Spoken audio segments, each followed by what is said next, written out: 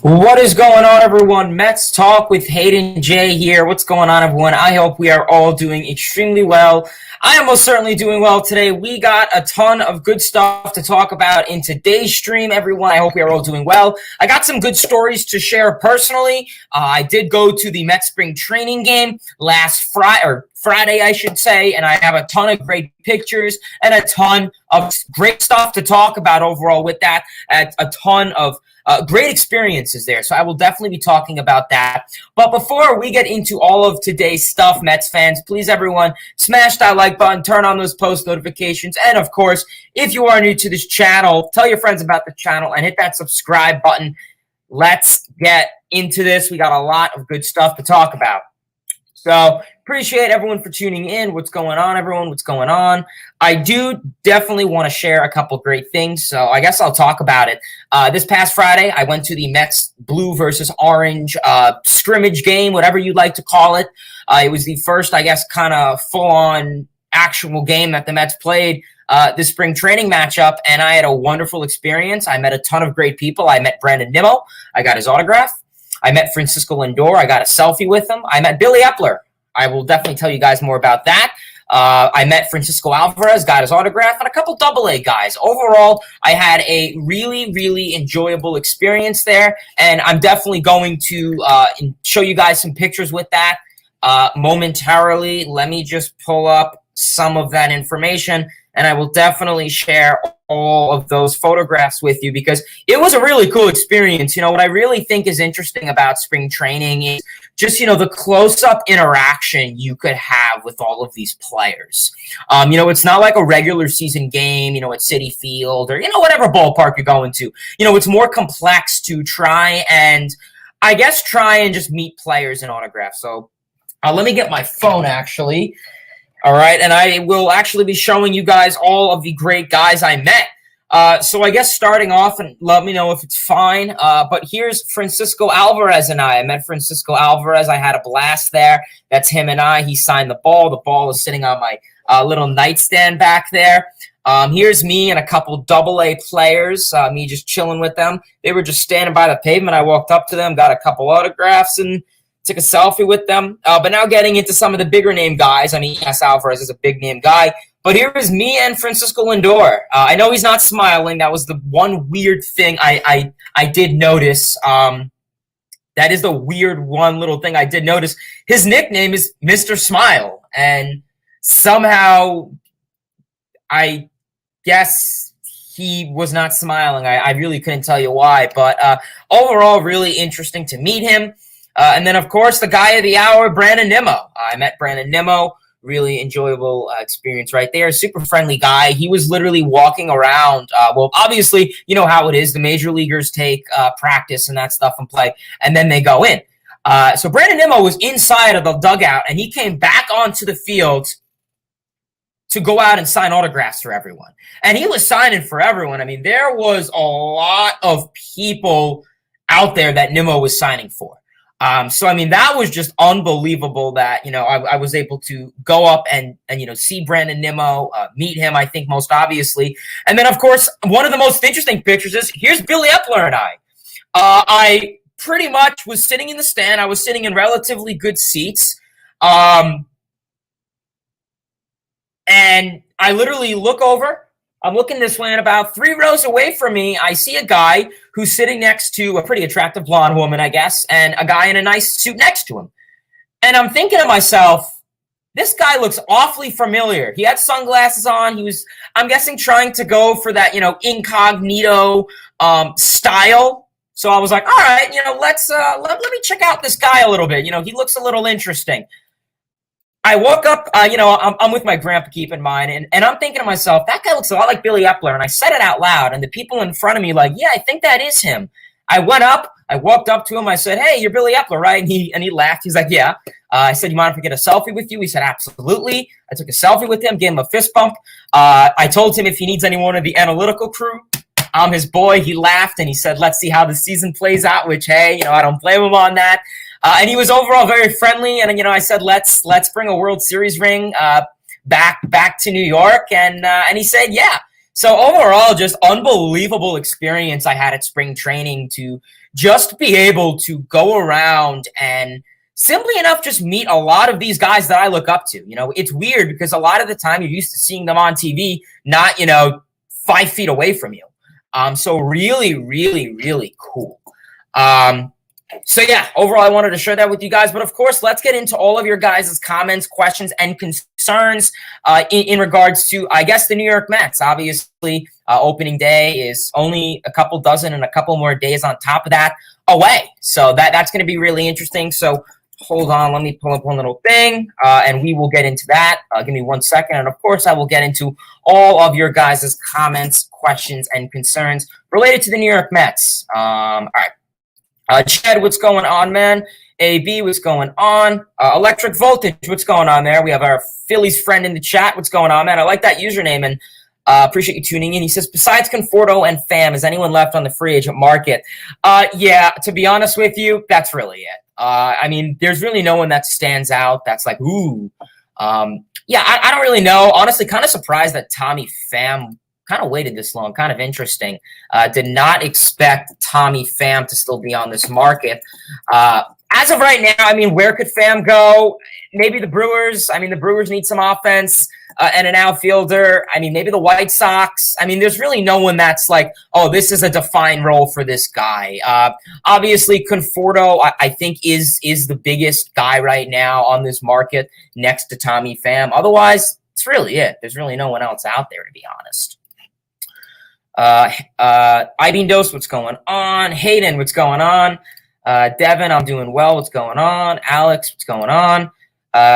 Alex says, I'm upset that Khalil Lee and Nick Plummer will be starting down in the minors. Yeah, I mean, honestly, I understand where you're coming from.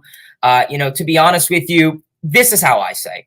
If these guys weren't going to be giving a full-time position, whether that's a bench role, and maybe I shouldn't say full-time, but if these guys aren't going to, be given a day where this is the thing. If Lee was called up, and I think Khalil Lee had the hand over Nick Plummer just because of more talent and just more categories that fit into a 5-tool player to an extent for Plummer. I'm not saying he's a 5-tool player, of course, but overall, I think with Khalil Lee, he's more right now, I feel, of a ninth inning defensive adjustment guy. And if he's not going to be going out on the field, every ninth inning or every other eighth inning or whatever and play those starts, I'd rather him be in the minor league so he's doing something and productive rather than just sitting on this Mets bench, not doing jack diddly squat. So honestly, I understand like where you're coming from, Alex. I really do. But as of right now, I would rather them in a ball being productive and working on that offensive approach, because that was the thing with Khalil Lee last year, was his defense was fine, no worries, but being able to hit at the major league level, making back-to-ball contact is something I'd like a little bit more for Khalil Lee. I guess really just a practice overall. So as of right now, my best thing is keep Khalil Lee down in AAA, let him produce to the best of his ability. That is what I say. Let Khalil Lee produce to the best of his ability so he can be ready for this roster. Yeah, really what I'd say for that. But I understand your point. Kobe, what's going on? Merlin full. Got to update the numbers. Yeah, I know on the intro. Yeah, I definitely will. Probably when the season starts, I'll just do a whole new one. But what's going on there, man? Yeah, I know. It was a really cool experience. Trey, what's going on, Trey? He says, DeGrom kept pitching at the same level last season or last year without injury. Then would have been the greatest season ever by a pitcher, hands down. I mentioned that because his stuff looked wicked. Yeah, I mean, DeGrom, let's talk about DeGrom yesterday. DeGrom looked phenomenal yesterday. I mean, I get it. It's an Astros AAA lineup. I'm not going to be sitting, this looks phenomenal. It's every spring training. What else is there to say? But overall, I was really impressed with DeGrom. He came out there, I get it. He's going to be nervous. It's one of his first times back. He hasn't really pitched against a whole other team since July 7th. It's been a while. I understand that. But he really did look good. I know, obviously, him and Scherzer were being facetious with each other and joking. And Scherzer told him he should throw a curveball first pitch, and he did. And keep in mind, he threw two of those in the first inning. DeGrom threw 3 curveballs in the whole season he played last year. So, I mean, like I said, if his curveball could be nice, I mean, who knows? I mean, I'm not saying he's going to be more elite. I think he's elite plenty. But that curveball could be a nice pitch because, I think the fastball is something that DeGrom is really going to want to relax on to some extent. So who knows? Maybe if DeGrom could pick up more of those secondary pitches, like the curveball a little bit, that could really help out his arm, the forearm. So that could be something for him. Sean, what's going on? Appreciate you tuning in, my man. Kobe says, Kobe, what's going on, brother? He says, what do you think the Mets are going to do with Peterson, McGill, Yamamoto, and Williams? So believe it or not, I actually did upload a video 2 days ago. And one thing that I discussed was what the New York Mets should do with that fifth starting rotation spot. So definitely Kobe and everyone else watching here. I see we got a baker's dozen amount of people in the chat. Definitely check out that video. It's titled, I think it's something around the lines of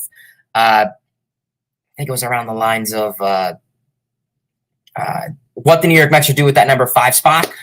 So definitely please feel free and check that out. But as of right now, I mean, Yamamoto and Williams are kind of out of the picture. Yamamoto will start the season in the minor leagues. That's been established, so can't really go against that.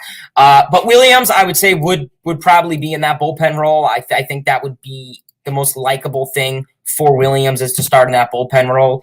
I'm always high on guys that, could go out and kind of start, but then you have Williams for depth. But then you also have him where, let's say, Carrasco or whoever gets roughed up or, needs to leave the game earlier than expected.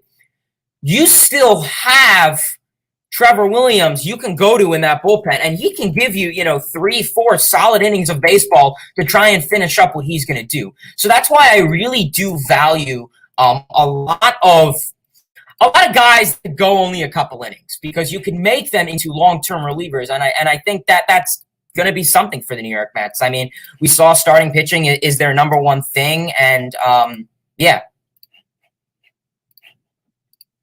Cal, what's going on, man? I am doing well. Hope you are too. Paul, what's going on? Yeah, it was really cool. The AJ show, what's going on? Raise up. Yes, sir. I mean, listen, I don't know if you ever see me on these streams. I'm always wearing a Rays hat. I definitely do have I have a pretty big soft spot for the Rays, I guess. They're a very interesting team. I love that Moneyball mentality. So, I wish the best of luck to your Rays this season, man. Hopefully, I mean, I live in Florida, so I definitely see where you're coming from. Yeah, definitely Rays up. I will say they are I guess they're my favorite American League team. The AJ show, what's going on, man? Once again, Ibeen Dose, what's going on? Daily Mets coverage, what's going on? Yeah, I mean, overall, a signed ball from Lindor is definitely bank. Down the line, I mean, we'll see how he does this season with New York. That's going to be the big thing for him. Give me 1 second.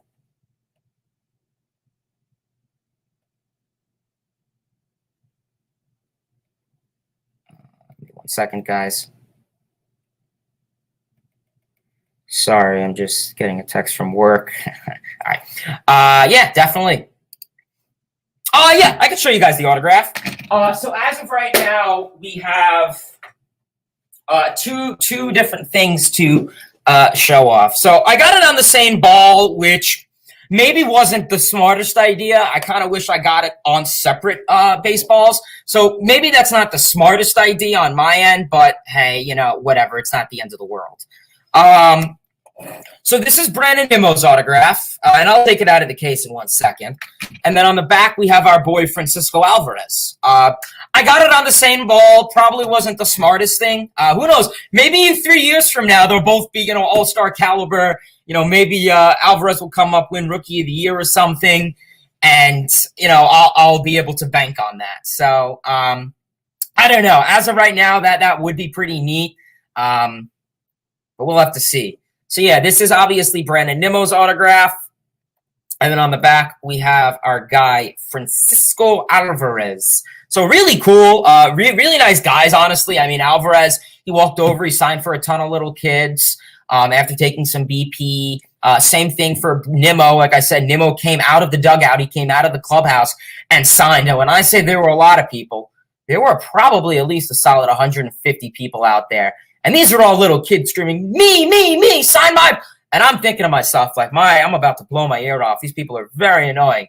But, hey, I mean, listen, I really give them I really give them props for being able to tolerate that. Alex, that's cool.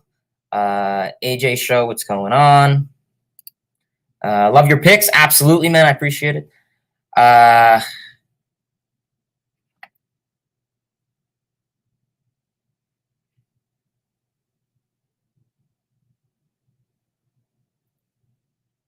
Yeah, guys, I don't know what's going on, but let's not promote in the chat. I just, let's try to keep the chat baseball, please.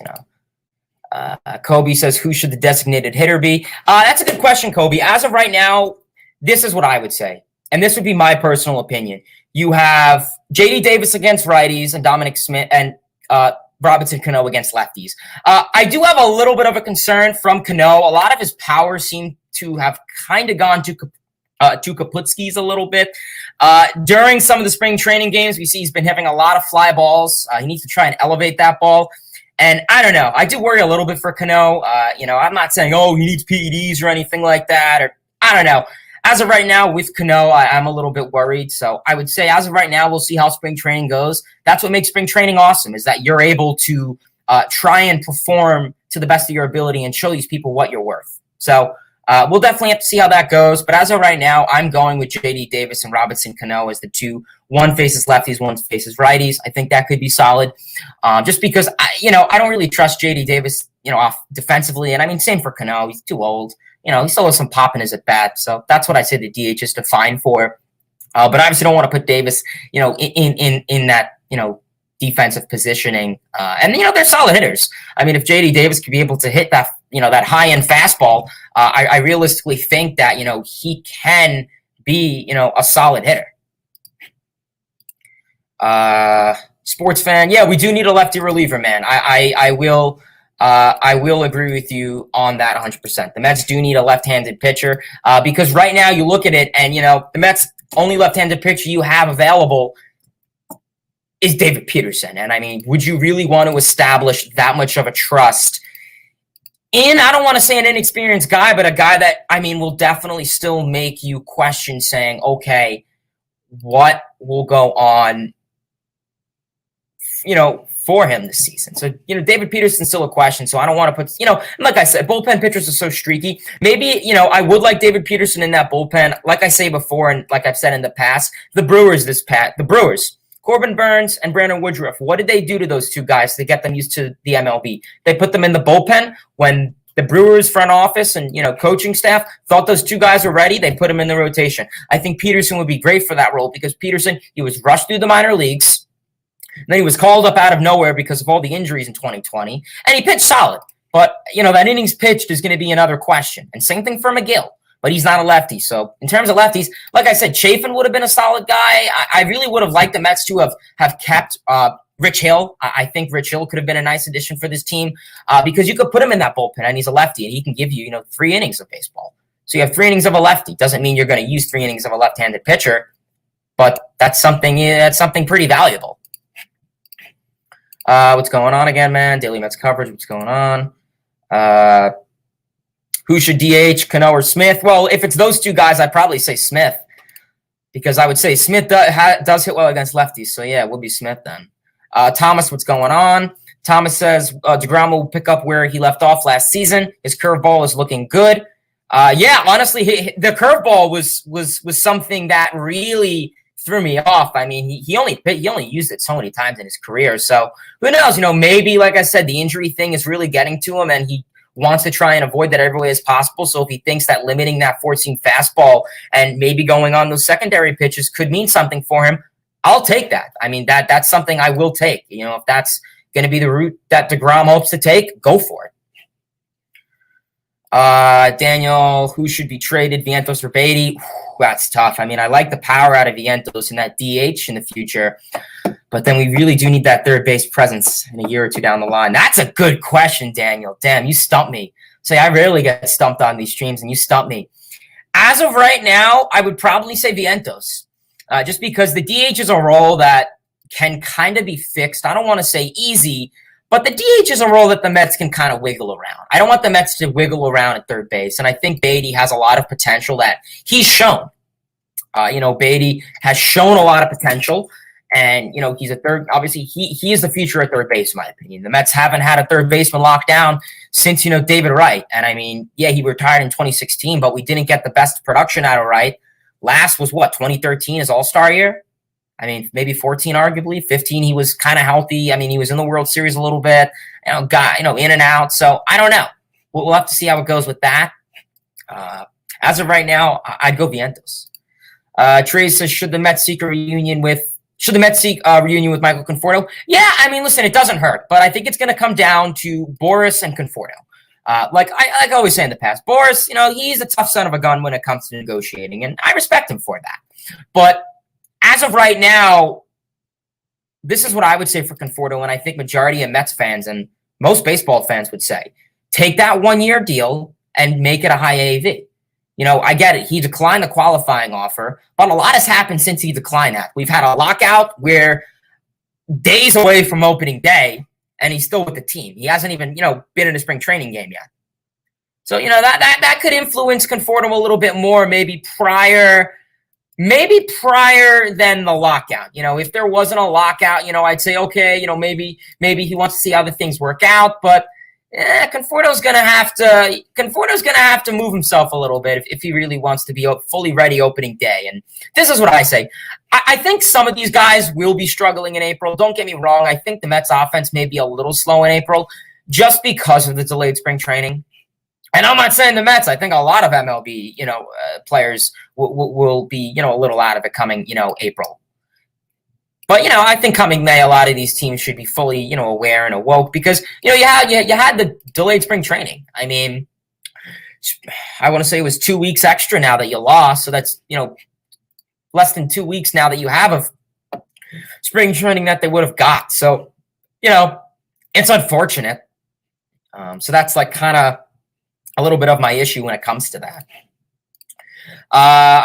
Marco says, I saw your pictures from spring training. That looked cool. How you met Nimmo, Alvarez, Lindor, and Epler. Let's go Mets. Yeah, man, it really was cool. I definitely recommend anyone that lives in Florida or if you live in Arizona or if you're able to travel, definitely try and hook up some spring training games. I mean, financially, they're cheaper than a regular season game. You get the close interaction. I mean, the ballparks are smaller, so you're sitting much closer to these guys. The autographs are easier. Even if you don't go for a game and you just want to watch practices, behind the stadium, they open those to the fans. I got free sodas, I got free admission, free parking. It was awesome. And I really recommend, and I think that's a great thing for MLB to do. And it's really a great way to expand the game. And I really give Cohen props that, it's a great way to expand the game, because so many people that may say like, okay, it's free. I don't have to pay for it. It doesn't hurt. But, if you're going to be charging, people may not want to go if they're, not into it or if they're casuals or, financially it's a burden. I understand. I'm sympathetic to that. I agree. Nick says, will the Mets rely on a 6-man rotation or arm rotation? My apologies. Honestly, I would say go for it. I don't think they will, but I would say go for it. If I'm Buck Showalter and Jeremy Hefner, I would encourage it. I mean, yes, you would get less innings added to DeGrom and Scherzer, but I kind of want that. I think as of right now, the Mets need less innings out of those guys. Why? Because of the injury concern. That is my big issue with those two. So, like I said, I honestly would say go for it. Who knows? Maybe at least do it to start off the season. When you start off the season, go for a 6-man rotation.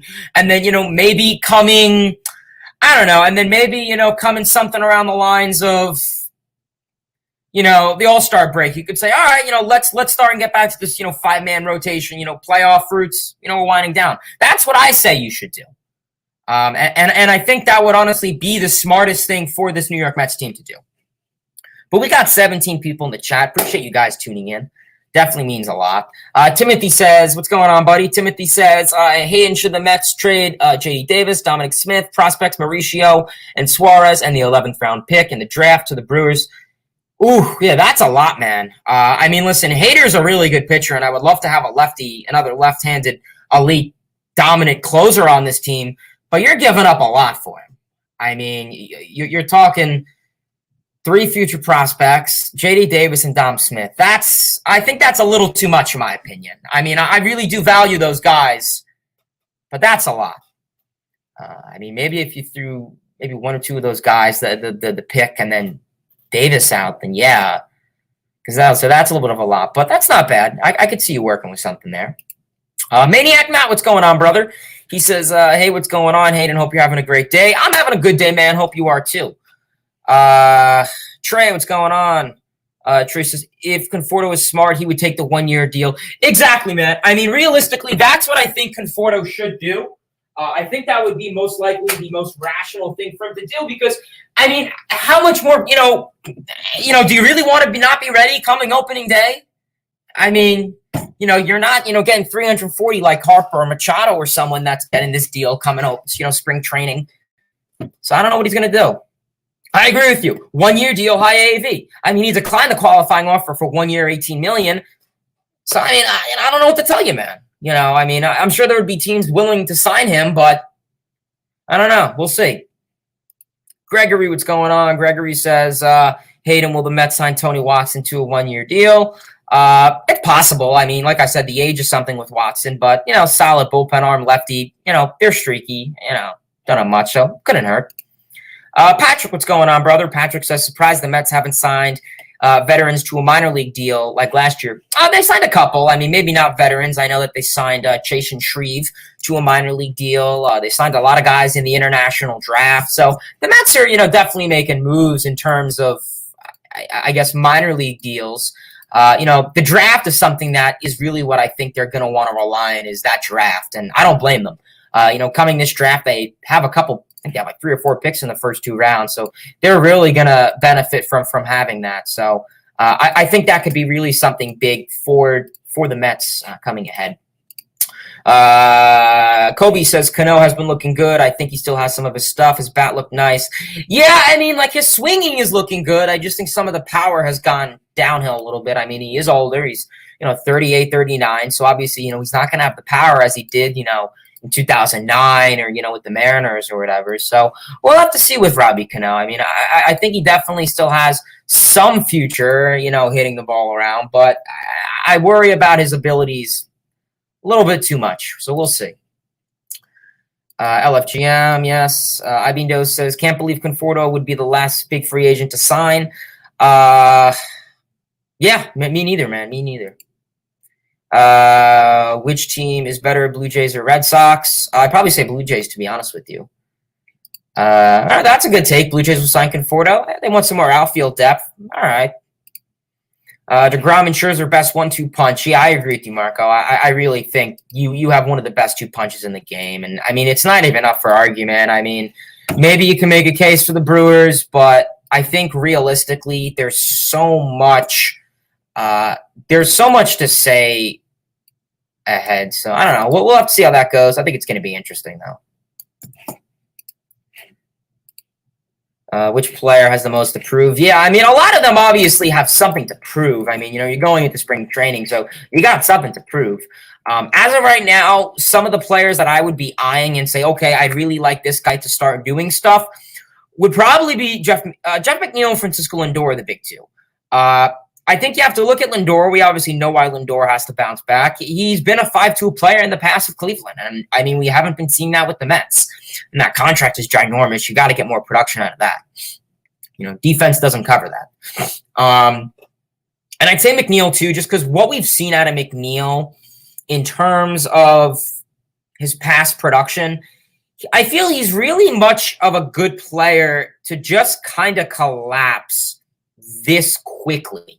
He had 2 good years in the MLB, 2018, 2019. And I guess 2020 he was solid, so I'm not really going to say he was or wasn't. I don't like to judge 2020 out of a lot of guys unless it's maybe a prospect that you're trying to, have a deep analysis against. But like I said, there's really not much to say in terms of those guys. Like I said, everyone has something to prove in spring training. I think it's just going to realistically come down to who is it and what's the scenario to win? Because there's definitely a lot of guys that have to prove stuff. There definitely are.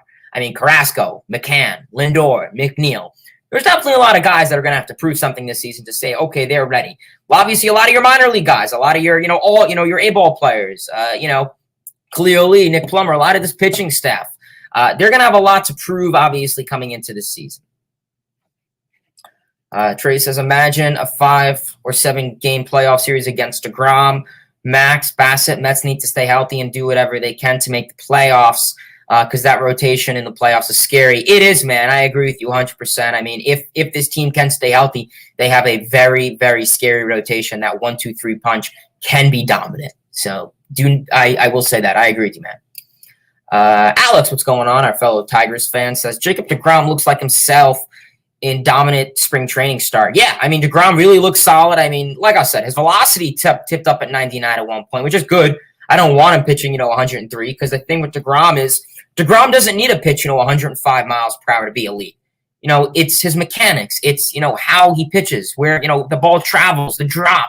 That's what makes him a dominant pitcher, not his velocity. I mean, it could be harder to hit. Yeah, if he's throwing, a 60-mile-per-hour fastball, yeah, it's probably easier to hit, but yeah, I agree. deGrom's looking good, man. He is. Galapos, which player will struggle? Yeah, McNeil Lindor. Santiago, what's going on? He says, I think Ottavino is underrated. Only $4 million, no risk at all. 4.6 barrel, 86.1 average exit velocity, I believe. 30.1 hard hit, and 81 average movement, I want to say, in his pitches. I don't know which pitch, but yeah, pretty good. I mean, like I said, he was solid in yesterday's start, so we'll see. Hopefully Ottavino can be reliable. Alex says, nice hat. Thank you, man. I appreciate it. Definitely, I know I'm always coming on here with a different hat. It's something I enjoy. It's always cool to, be a hat collector. I definitely am a hat collector, and I know I promised in the past that I was going to come on these streams. I was going to do a streamer video, showing off my hats and jerseys, and I definitely will, at some point, maybe, coming this season, if, they're low, there's, low content, maybe, 20 minutes on a stream or something, if people are really wanting to see it so bad, we could definitely do a little hat thing or jersey thing. I definitely do have some unique, jerseys, whether they're like, old Florida Marlins ones, Expos. So I definitely do have some unique jerseys. So that could be cool to show off. Trey says Lindor is over his head last season, put on way too much pressure on himself. New Yorkers and Cleveland fans are a lot more intense in a good way and bad way. I think he will bounce back at the plate. Yeah, I mean, I hope so too, man. That's going to be the big thing. I mean, so far this spring training and last season, we would see him pull the ball to the right side as a grounder so much, and it drove me ballistic. Elevate the ball and go the opposite way. Stop hitting it to the first baseman. That's all I'm going to say for Lindor this season. Which division is going to be the best? That is tough. I'm going to go the AL East. I mean, you got a four-headed juggernaut with the Red Sox, Rays, Yankees, and Blue Jays. We got something big there. Kobe says, I'm happy baseball is back. Yeah, of course, man. I agree with you 100%. I mean, I am beyond happy baseball is back. I know we would still question if we were even going to have a season this year. And I'm just glad that, we were able to get that back. Listen, I get it. Baseball is something big for me. Baseball is my life. Whether I'm not on these streams, I do other stuff besides baseball. But baseball is my number one, and everything else is down here. So, I'll definitely be going to a couple games this season. I definitely got some good stuff planned. I'm going to be going to a Cubs game, Cubs and Padres game in Chicago, 2 of them. I'll be hopefully going to a Reds and Brewers game at Cincinnati, and of course a Tigers and Blue Jays game in Comerica, and maybe a minor league game or 2. Definitely I'll hook up some Marlins and Mets games. Marlins are looking somewhat solid this year, so maybe I'll see some of their young talent. Definitely want to see my boy, my friend, Jazz Chisholm Jr. A lot of their pitching prospects are up. They made some solid acquisitions this offseason, trading for Joey Wendell, getting Jacob Stallings, defensive catcher. Usually when teams get that means they want to start getting somewhere with their pitching staff, which they are. They have a solid rotation. You have very young, good talent, the Marlins. So we'll have to see with the Marlins. I definitely think there's a lot for that team in the future. But overall, we're really just going to have to see where it goes for them. Hold on, give me 1 second, guys. Alrighty. All right, yeah. So if anyone else has any more comments, questions, concerns, Mets related, MLB related, it could be about the Angels, the Phillies, the Padres, the Tigers, anything, feel free to drop it below in the comment section below.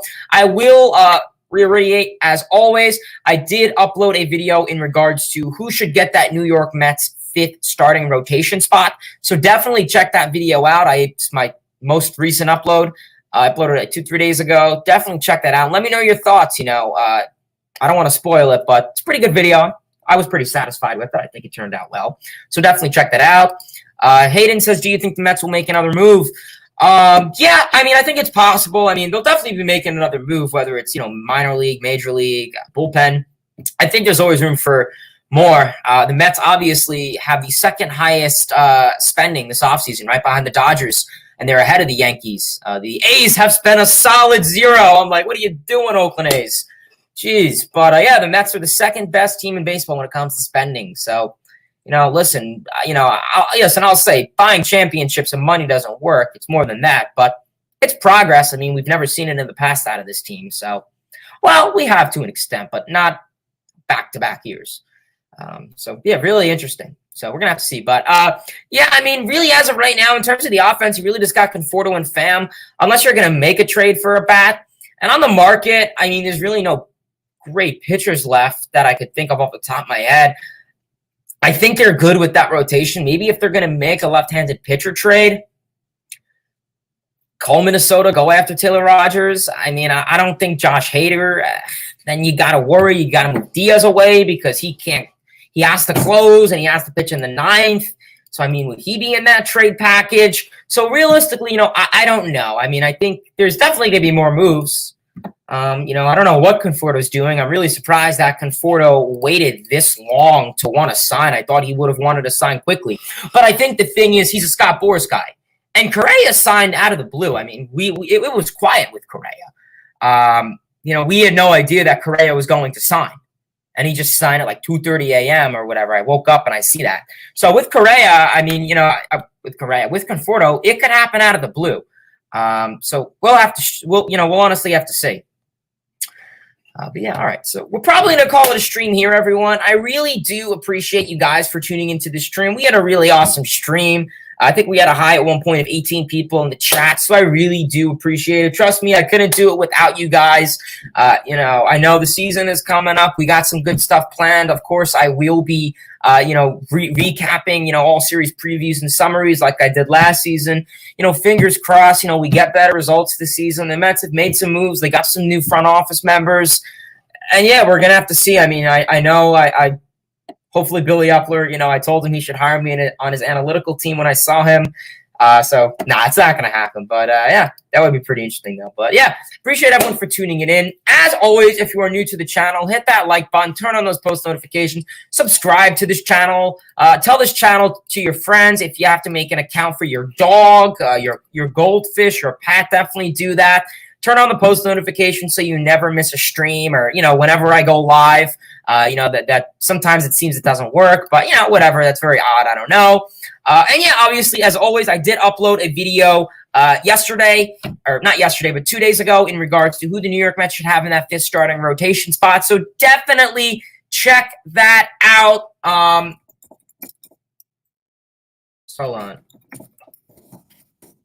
Yeah, definitely check that out. Let me know your thoughts about that in the comment section below. Like I said, hit that like button, turn on those post notifications, subscribe to this channel, tell this channel to your friends. We're on the road to 600. We're almost there. I will say I would like to start doing a couple more videos than expected. I know in the past I didn't really do a whole lot of videos. It was, more so live streams, and especially with the lockout, there wasn't a whole lot to talk about in videos. So maybe, with spring training coming up, a lot of questions with the roster. Will be into question. So I appreciate you guys for tuning in. Like I said, we did have a high of, I think it was 18 or 19 at one point. So definitely thank you guys for tuning in. Till next time, baseball fans. See ya.